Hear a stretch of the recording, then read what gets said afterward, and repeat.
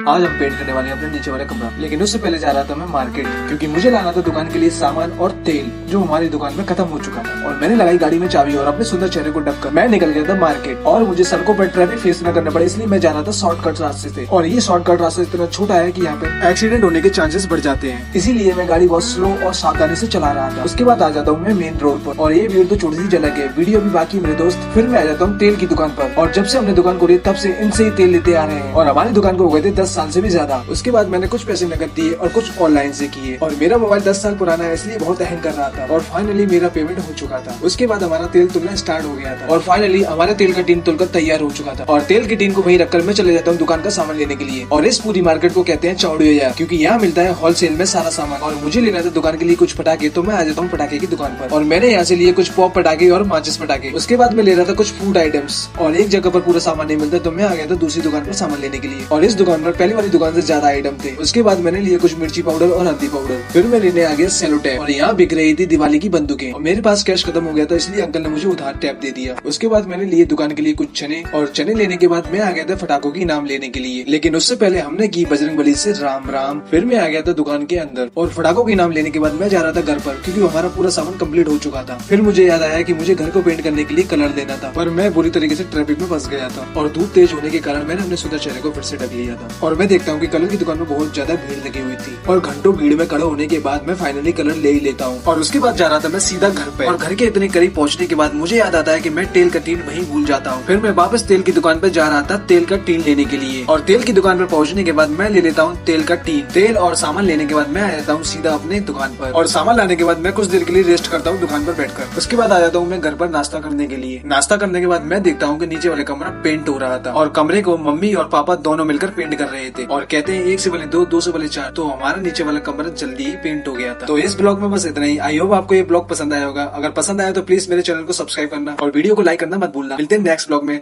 तब तक के लिए